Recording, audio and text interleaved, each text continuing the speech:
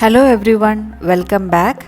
ഇന്ന് നമ്മളിവിടെ കാണാൻ പോകുന്നത് നല്ല ടേസ്റ്റിയും ഹെൽത്തിയും അതുപോലെ തന്നെ വളരെ ഈസി ആയിട്ടും ഉണ്ടാക്കാൻ പറ്റുന്ന ഒരു ചിക്കൻ സ്റ്റൂവിൻ്റെ റെസിപ്പിയാണ്. നമുക്കപ്പോൾ പെട്ടെന്ന് കണ്ടു നോക്കാം എങ്ങനെയാണിത് റെഡിയാക്കി എടുക്കുന്നത്. അതിനായിട്ട് നമ്മൾ കുക്ക് ചെയ്യാനായിട്ട് യൂസ് ചെയ്യുന്ന ഒരു കടായിലേക്ക് തന്നെ ബോൺലെസ്സോ അല്ലെങ്കിൽ വിത്ത് ബോണോടോ കൂടിയിട്ടുള്ള 1/2 കിലോ ചിക്കൻ ഇട്ട് കൊടുക്കാം. ഇതിലേക്ക് ഒരു മീഡിയം സൈസ് സവോള ക്യൂബായിട്ട് കട്ട് ചെയ്ത് ഇട്ട് കൊടുക്കാം.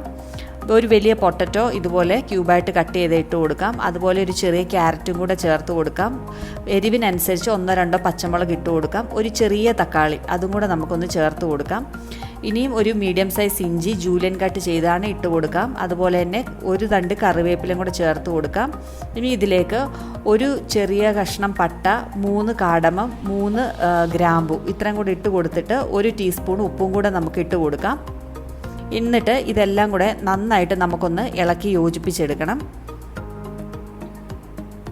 ചിക്കൻ നമ്മൾ എടുക്കുമ്പോഴത്തേക്ക് ചെറിയ പീസുകളായിട്ടുള്ള ചിക്കൻ എടുക്കുവാണെങ്കിൽ അത്രയും നല്ലത്. ഞാനിവിടെ യൂസ് ചെയ്തിരിക്കുന്നത് മീഡിയം കട്ടായിട്ട് എടുത്തിരിക്കുന്ന ചിക്കനാണ്.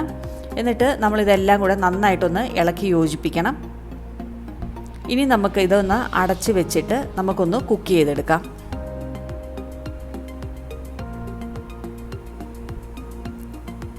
ഇനി നമുക്ക് കുക്ക് ചെയ്യാനായിട്ട് ഒരു ലോ ഹീറ്റിലിട്ട് തന്നെ, ഒരു മീഡിയം ടു ലോ ഹീറ്റ് ആണെങ്കിലും മതി, അതിലിട്ടിട്ട് നമുക്ക് നന്നായിട്ട് നമുക്കൊന്ന് കുക്ക് ചെയ്തെടുക്കാം. ഈ ചിക്കനിൽ നിന്ന് വെള്ളം ഇറങ്ങുന്നിടം വരെയാണ് നമ്മൾ ഫസ്റ്റ് കുക്ക് ചെയ്യുന്നത്.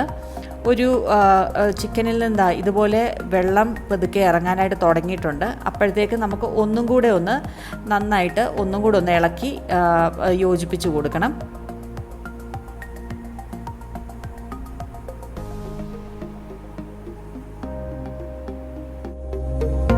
ഇനി ഇതിലേക്ക് തേങ്ങാപ്പാലാണ് നമ്മൾ ഒഴിച്ചു കൊടുക്കുന്നത്. 2 കപ്പ് രണ്ടാം പാലാണ് നമ്മളിവിടെ ഒഴിച്ചു കൊടുക്കുന്നത്. ഒന്നെങ്കിൽ നമ്മൾ തേങ്ങയിൽ നിന്ന് ഡയറക്റ്റായിട്ട് പാലെടുത്തിട്ട് യൂസ് ചെയ്യാം, അല്ലെന്നുണ്ടെങ്കിൽ പാക്കറ്റിൽ കിട്ടുന്നതായിട്ടുള്ള കോക്കനട്ട് മിൽക്ക് പൗഡർ ഉണ്ടല്ലോ, അല്ലെങ്കിൽ ക്യാനിനകത്ത് കിട്ടുന്നതായിട്ടുള്ള കോക്കനട്ട് മിൽക്കായിട്ടും കിട്ടും. അതാണെങ്കിൽ നമുക്ക് പാക്കറ്റിൻ്റെ ഇൻസ്ട്രക്ഷൻ പ്രകാരം യൂസ് ചെയ്യാവുന്നതാണ്. ഡയറക്റ്റായിട്ടുള്ള തേങ്ങാപ്പാലാണെങ്കിൽ നമ്മുടെ കറിക്ക് കുറച്ചും കൂടെ രുചി കൂടും. അപ്പം ഇതെല്ലാം കൂടെ നമുക്ക് ഇളക്കി യോജിപ്പിച്ചതിന് ശേഷം ഇതൊന്ന് കവർ ചെയ്തിട്ട് ഒരു മീഡിയം ഫ്ലെയിമിൽ ഇട്ടിട്ട് ഒരു 30 മിനിറ്റ് നമുക്കൊന്ന് കുക്ക് ചെയ്തെടുക്കാം. ഇതിൻ്റെ ഇടയ്ക്ക് നമുക്ക് 1-2 പ്രാവശ്യം ഇത് തുറന്ന് ഇളക്കി കൊടുക്കണം. ഇനി ഒരു 30 മിനിറ്റ് ആയപ്പോഴത്തേക്കും ഒരു 2 ടേബിൾ സ്പൂൺ കോൺഫ്ലവറിലേക്ക് ഒരു 1/4 കപ്പ് വെള്ളം കൂടെ ഒഴിച്ചു കൊടുത്തിട്ട് ഇതെല്ലാം കൂടെ നന്നായിട്ട് നമുക്ക് ഒന്ന് മിക്സ് ആക്കി എടുക്കണം. കട്ടകളൊന്നുമില്ലാത്ത രീതിയിൽ നല്ല നോർമലായിട്ടുള്ള വെള്ളത്തിലാണ് നമ്മളിത് മിക്സ് ചെയ്ത് എടുക്കുന്നത്. നല്ല ഫൈനായിട്ട് നമ്മൾ മിക്സ് ആക്കി എടുക്കണം. അതിനുശേഷം നമുക്ക് ഒരു 30 മിനിറ്റിന് ശേഷം നമുക്ക് ഈ റെഡിയാക്കി വെച്ചിരിക്കുന്ന ഈ കോൺഫ്ലോറിൻ്റെ മിക്സ് ഇതിലേക്ക് നമുക്ക് ഒന്ന് ഒഴിച്ചു കൊടുക്കണം. അതിന് മുന്നേ ആയിട്ട് നമുക്ക് കറി ഒന്നും കൂടെ ഒന്ന് ഇളക്കി കൊടുക്കാം. അതിനുശേഷം നമ്മുടെ കോൺഫ്ലോറിൻ്റെ മിക്സ് ഒന്നും കൂടെ ഒന്ന് ഇളക്കി കൊടുത്തിട്ട് നമുക്ക് ഈ കറിയിലേക്ക് ഒഴിച്ചു കൊടുക്കാം. നമ്മുടെ കറിക്ക് നല്ലൊരു തിക്നെസ് കിട്ടാൻ വേണ്ടിയിട്ടാണ് നമ്മളിത് ഒഴിച്ചു കൊടുക്കുന്നത്. ഇനിയും ഇതുപോലെ തന്നെ ഒരു 10-12 കാഷ്യൂനട്ട് ഫസ്റ്റ് മിക്സിയുടെ ചെറിയ ജാറിലിട്ടൊന്ന് പൊടിച്ചെടുക്കണം. അതിനുശേഷം ഒരു 1/4 കപ്പ് വെള്ളം കൂടെ ഒഴിച്ചിട്ട് നന്നായിട്ട് നമ്മൾ മിക്സിയിലിട്ടൊന്ന് അടിച്ചെടുത്തതാണ്. അതും കൂടെ നമുക്ക് ഒഴിച്ചു കൊടുക്കാം. ഈ സ്റ്റെപ്പ് ഓപ്ഷണലാണ്, പക്ഷേ കാഷ്യൂനട്ട് ചേർക്കുമ്പോൾ നമ്മുടെ കറിയുടെ ടേസ്റ്റ് കൂടും. അപ്പം നമ്മൾ ഓൾറെഡി കോൺഫ്ലോർ ചേർത്തത് കൊണ്ട് കാഷ്യൂനട്ട് വേണമെങ്കിൽ നമ്മളിവിടെ കാഷ്യൂനട്ടിൻ്റെ ഈ ഒരു പേസ്റ്റ് നമുക്കിവിടെ സ്കിപ്പ് ചെയ്യാവുന്നതേ ഉള്ളൂ. പക്ഷേ ഈ പറഞ്ഞതുപോലെ കാഷ്യൂനട്ടിൻ്റെ പേസ്റ്റ് കൂടെ ആഡ് ചെയ്യുമ്പോഴത്തേക്ക് കറിക്കൊരു പ്രത്യേക രുചിയായിരിക്കും. എന്നിട്ട് ഇതെല്ലാം കൂടെ നന്നായിട്ട് നമുക്കൊന്ന് കമ്പൈൻ ചെയ്യണം. ഇനി ഇതിലേക്ക് 1/2 ടീസ്പൂൺ ഗരം മസാല നമുക്ക് ചേർത്ത് കൊടുക്കാം. അതുപോലെ തന്നെ 1 ടീസ്പൂൺ കുരുമുളക് പൊടിയും കൂടെ നമുക്ക് ചേർത്ത് കൊടുക്കാം. എന്നിട്ട് ഇതെല്ലാം കൂടെ നല്ലപോലെ നന്നായിട്ടൊന്നും കൂടെ ഒന്ന് ഇളക്കി യോജിപ്പിക്കാം.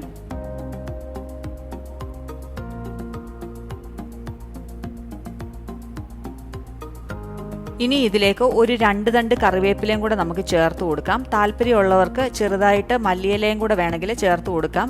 ഇനി ഇതിലേക്ക് 1/2 കപ്പ് ഒന്നാം പാലാണ് നമ്മൾ ചേർത്ത് കൊടുക്കുന്നത്. അതിനുശേഷം നമുക്ക് ഫ്ലെയിം ഓഫ് ചെയ്തിട്ട് ഇതൊന്ന് അടച്ച് മാറ്റി വയ്ക്കാം.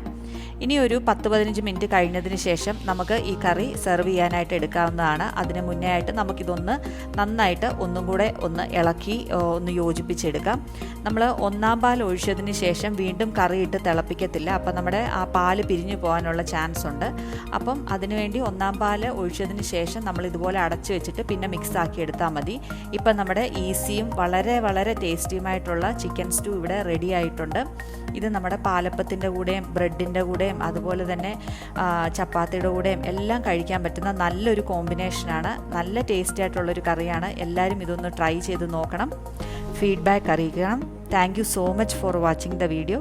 നമുക്കിനിയും അടുത്തൊരു റെസിപ്പിയുമായിട്ട് ഉടനെ തന്നെ കാണാം. Until then take care, by.